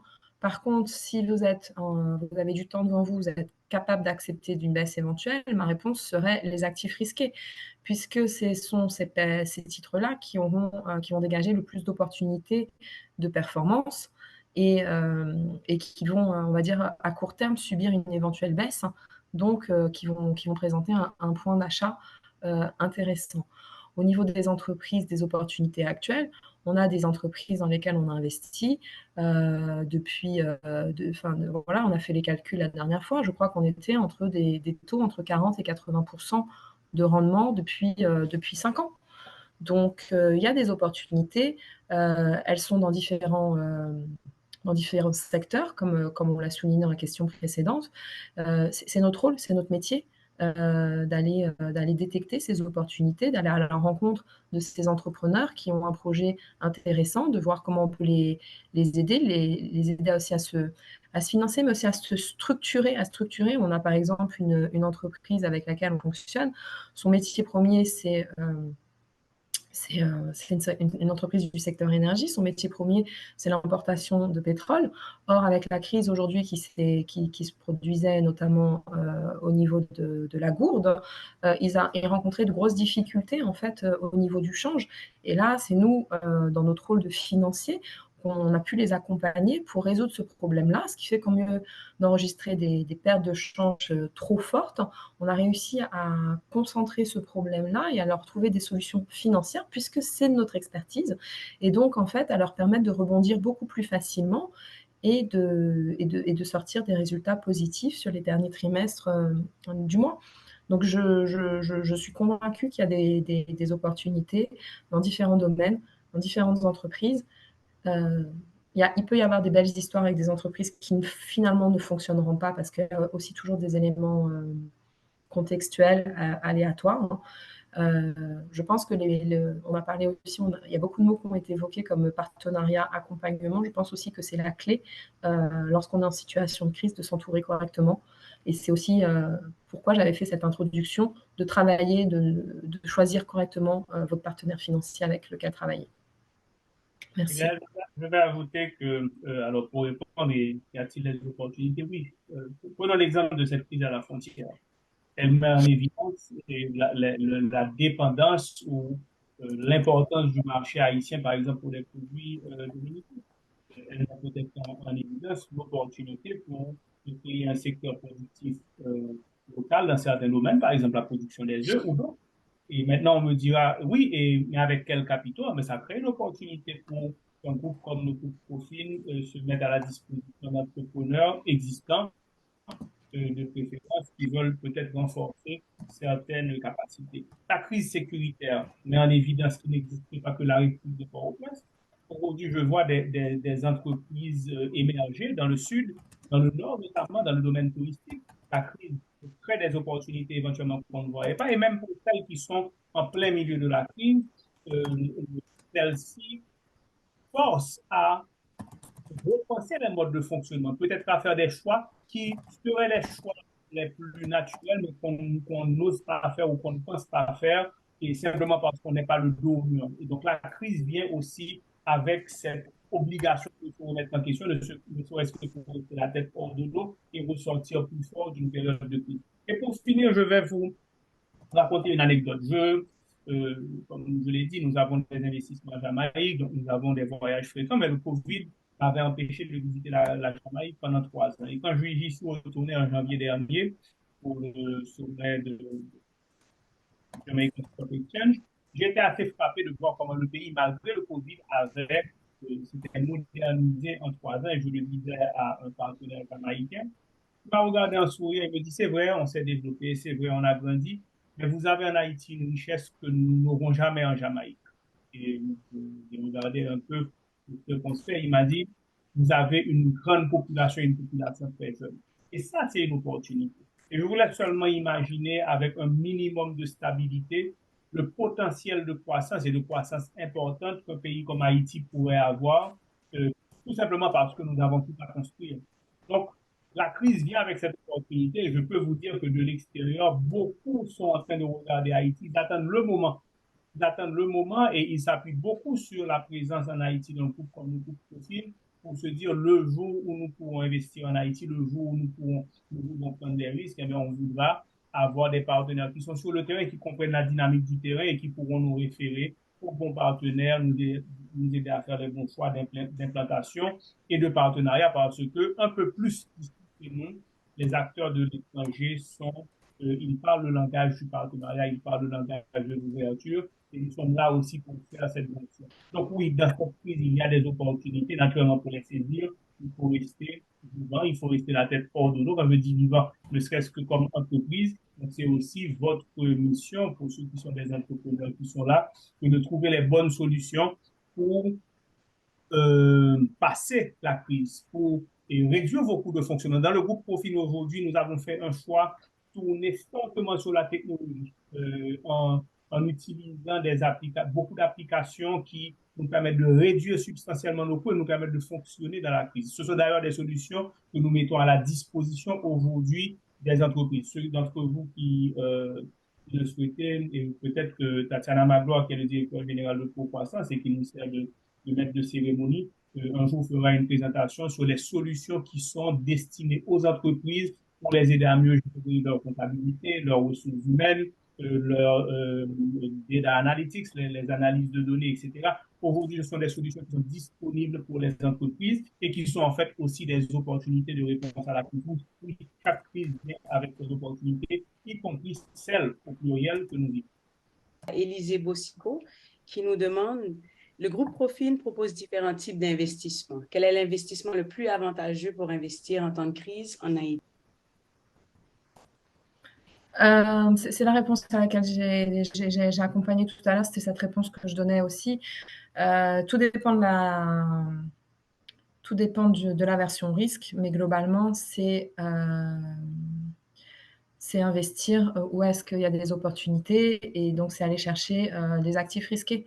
Donc en fait, les opportunités, ça va être les fonds, ça va être soit des actions en direct, soit ça va être les fonds avec le plus d'actifs risqués, donc des fonds comme Naos Opportunité qui vont être, comme le nom l'indique, hein, on n'a pas acheté, on a 3 fonds qui sont dits des fonds profilés, c'est-à-dire qui correspondent un peu au profil de chaque investisseur, qu'on catégorise entre prudent, équilibré et dynamique.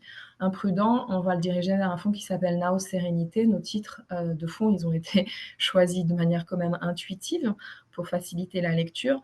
On a Naos Équilibré pour les gens qui veulent prendre un tout petit peu de risque, mais qui préfèrent quand même être dans une zone de confort. Et on a Naos Opportunité, et ce fonds-là le nom de ce fonds prend tout son sens. On va aller chercher des actifs risqués. Donc, c'est un fonds qui a une moyenne de rendement de 9,5%, mais qui est un fonds qui investit sur 5 ans. Donc, aujourd'hui, on a eu des performances, on a eu des années avec du 19%, on a eu une année avec du 5%. Là, on est en train de terminer l'année avec du -2%, mais on a des titres en portefeuille pour lesquels on pense qu'on devrait avoir de très bonnes performances l'année prochaine.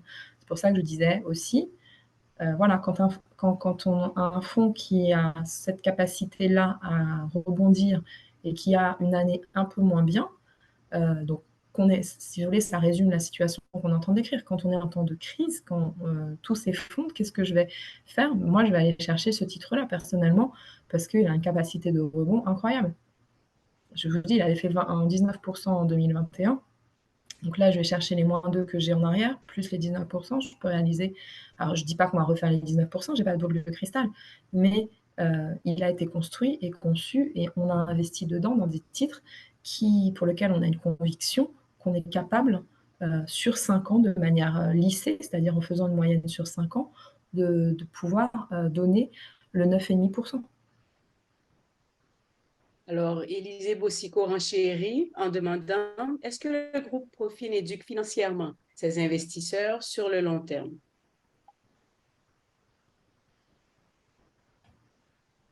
Je ne suis pas sûre de comprendre complètement la question ou d'y répondre correctement du premier coup, mais j'essaye. Oui, je pense qu'on a vraiment ça, notre volonté, c'est de faire l'éducation financière et pas, juste à un instant T. Je suis entrée dans le groupe en 2019. Très vite, on a mis en place les ateliers, de l'investissement, on a fait en 2020. Malheureusement, c'est quelque chose qu'on a souhaité reproduire, en 2021-2022, mais on n'a pas, on a été pris par d'autres sujets de développement du groupe. On n'a pas réussi à remettre en place ces ateliers. On a la volonté de continuer à les faire. On est en train de rédiger un guide de l'investisseur où dans le site du groupe Profin, il y aura une section dédiée à l'éducation financière dans laquelle vous retrouverez tout un tas de fiches mémo pratiques, des bons conseils, certains peut-être tutoriels avec les 4 points clés qu'on a évoqués, les réflexes à adopter. On va refaire des vidéos un petit peu condensées des principaux points évoqués lors des ateliers qui seront consultables à tout moment. On a mis en place Profin TV, qui est aussi un relais d'information permanent pour éduquer régulièrement les personnes. Donc, je pense que oui, on peut répondre de manière globale, oui, on a cette volonté totale d'éduquer au maximum les investisseurs sur le long terme, parce qu'un bon investisseur qui est éduqué fera des choix intelligents, s'enrichira, et c'est la volonté du groupe d'enrichir pour créer cette richesse pour pouvoir la partager. Si on échoue dans ce rôle-là, on va avoir une clientèle frustrée. On n'a aucun intérêt sur cette dimension-là. J'aimerais rebondir et peut-être que ma conclusion sur cette question va aussi servir de conclusion pour ce atelier avant que ça annonce le prochain. Ce sont les faits même qui disent que nous faisons cet investissement dans l'éducation sur le long terme. Le premier atelier sur l'investissement du groupe Profin que j'avais eu le privilège d'animer remonte au 9 janvier 2017. Et je reconnais dans le public certains participants déjà de cet atelier de janvier 2017. Je salue la présence de M. Léger, mon très cher ami et aussi investisseur, qui en 2017 était là et trouve un intérêt à être encore avec nous aujourd'hui, 6 ans plus tard. Donc, je crois que c'est dire que les messages qui sont véhiculés intéressent les investisseurs. Et ça ajoute, et comme je le disais un peu plus tôt, moi, j'ai encore appris aujourd'hui, et chacun d'entre vous, j'espère quand vous reviendrez dans les prochains ateliers, qui ne vont pas seulement concerner l'investissement en temps de crise, qui vont concerner l'investissement, les mobilisations pour les petites et moyennes entreprises, le financement des marchés émergents, les solutions en matière technologique pour les entreprises et bien d'autres questions qui concernent en fait l'investissement au sens large, qui concernent l'investissement pour des individus ou l'investissement dans des entreprises. Ce sont des sujets que nous allons continuer à véhiculer.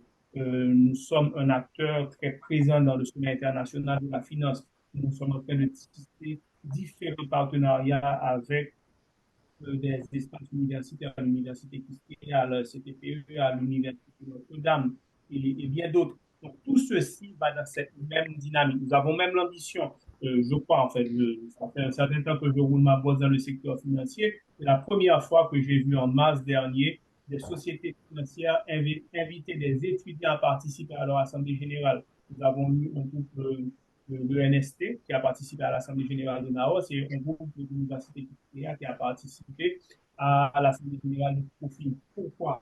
Pour donner cette capacité à des jeunes d'anticiper ce que sera leur futur, parce que je souhaite voir ces jeunes universitaires un jour être des membres des groupes de gestion de sociétés, pas seulement dans le groupe Profin, les leurs, ou dans d'autres secteurs financiers ou du secteur public, et les administrateurs, mener des assemblées générales. Donc, si nous ne semons pas ces gains aujourd'hui, nous n'aurons pas les résultats que nous contemplons pour demain.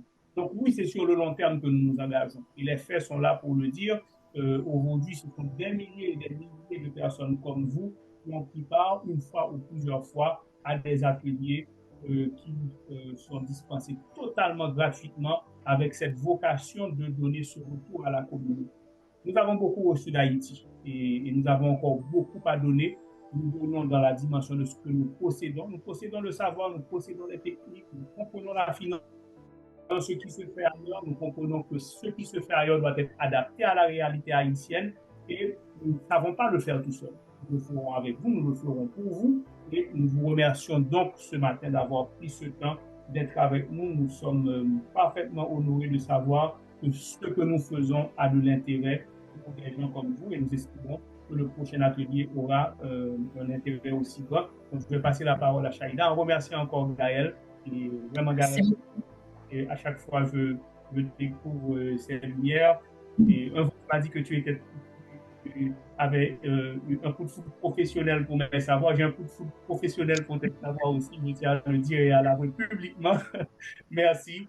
Et donc, Shaïda, je te passe la parole pour annoncer le prochain atelier. Merci beaucoup, Robert. Alors, merci à toutes et à tous d'avoir suivi l'atelier sur l'investissement, Investir en Haïti en temps de crise, présenté par Gaël Janot, directrice générale de NAOS, le gestionnaire d'actifs du groupe Profil. Nous vous invitons à suivre notre prochain atelier sur l'investissement le samedi 7 octobre à 10h du matin, intitulé « Comment se créer une épargne pour investir ». Plus de détails seront communiqués sous peu. Les ateliers sur l'investissement vous sont apportés par le groupe Profin et sont produits par Profin TV.